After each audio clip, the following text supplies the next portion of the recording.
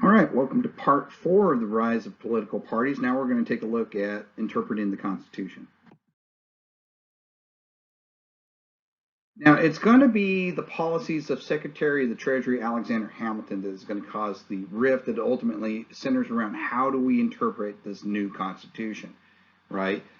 He's got a lot of problems that he inherits when Washington puts him in charge of getting the American economy in order. So he comes up with some plans. First of all, he takes a look at the war debt.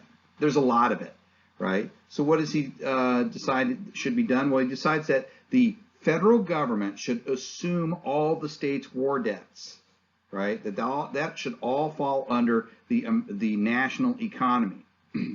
He also takes a look at taxation, right? Remember, his plan is going to call for some taxation of the people, but largely tariffs and foreign trade, right?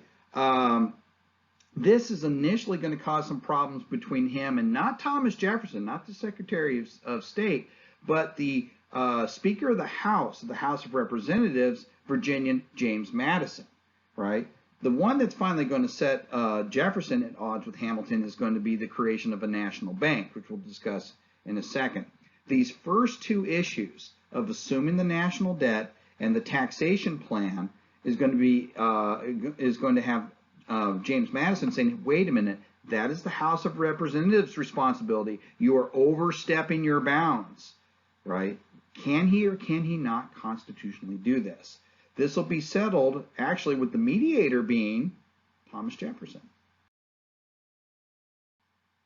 In 1790, Thomas Jefferson is going to arrange for a meeting between these two men to try and settle these differences over the war debt and taxation, right? He's going to hold what's called a Stag Dinner, right? A Stag Dinner in 1790. This is where you get two men to have a dispute, you put them together, you have a fine dinner with some brandy and some good meat and stuff like that, and you actually discuss and settle your differences, right? Now, Hamilton wants Madison to sign off on his ideas of the executive creating this fiscal policy, right? The creation of the assuming of war debts and the taxation programs, plans, right? But that means, of course, he has to give something up in return. Another big issue at the time was, where is the nation's capital going to be?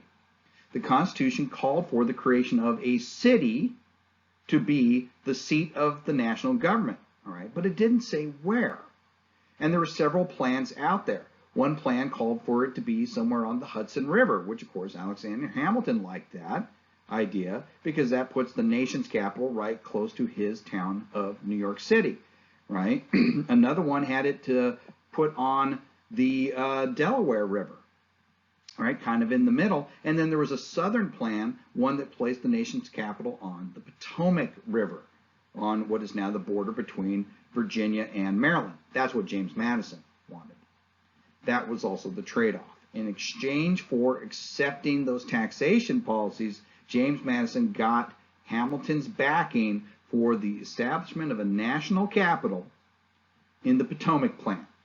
And a 10 square mile area will be set aside, and that's where we'll have the beginning of the construction of Washington, D.C.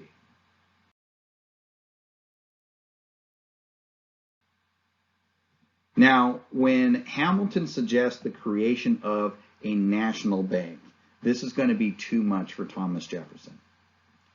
He sees this as a direct violation of the powers allotted by the Constitution, right? The justification that Alexander Hamilton uses for the creation of a national bank is that it falls under the guidelines of Article 1, Section 8 of the Constitution, which is often referred to as the necessary and proper clause.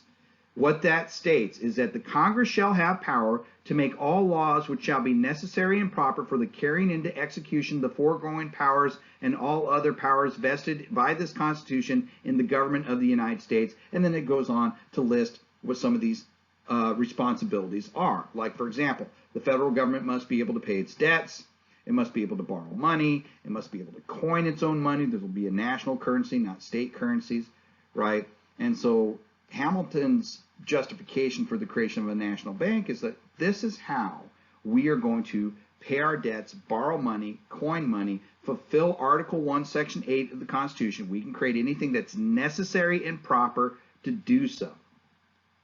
Meanwhile, on the other side of this, Jefferson is saying, no, the Constitution does not specifically say you can do this. You can't do this, and it does not say you can create a national bank.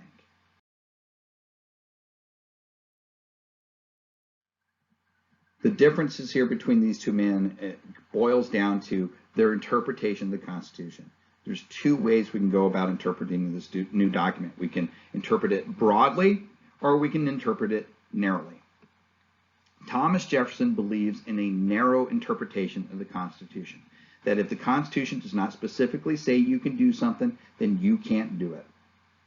In his resistance to the national bank, he'll actually write, I consider the foundation of the Constitution is laid on this grounds. All power not delegated to the United States by the Constitution, nor prohibited by it to the states, are reserved to the states or to the people. And then he cites the 12th Amendment. It's actually the 10th Amendment. Remember, the First and Second Amendments were never ratified, right? So everything shifts too.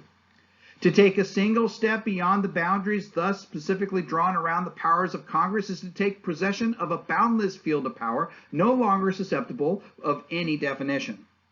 So he says, look, if we don't just keep it restricted to what the Constitution says you can do, what might you come up with next? Today it's a Bank of the United States. What if tomorrow it creates some kind of national church?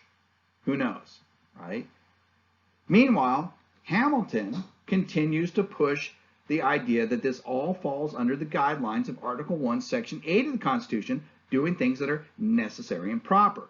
In response, he writes, every power vested in the government is by its nature sovereign, and includes by force of the term a right to employ all means requisite and fairly applicable to the attainment of such ends of such power, and which are not precluded by restrictions and exceptions specified in the Constitution. If the Constitution does not specifically say we can't do it, well, then we can give it a try, right? So he says this is a broad interpretation. If the Constitution doesn't specifically forbid it, then it's not off the table. This is the big difference between these two men. So just to sum this up, because this is really important, there's two ways of looking at the Constitution. The first one is that you can look at the Constitution and see what exactly the government can do and what is explicitly authorized. This is that narrow interpretation. This is this Jeffersonian approach to the Constitution, right? The Constitution only says what you can do. And if it doesn't say you can do it, you can't. The other way we can look at it is one can look at the Constitution and see what the government cannot do and what is explicitly forbidden. This is the broad interpretation, the Hamiltonian approach to it. Take a look at the Constitution, and if it doesn't specifically say you can't do it, well, then you can. Now, ultimately, and we'll get to the Marshall Supreme Court case that establishes this, ultimately, and today, we use the Hamiltonian approach. We broadly interpret the Constitution, and it is probably beneficial that we do that because that's the reason why we don't amend it over and over and over again as things change. We've only had to amend it 27 times because there's a little bit of leeway, because unless it explicitly forbids things, there are possibilities.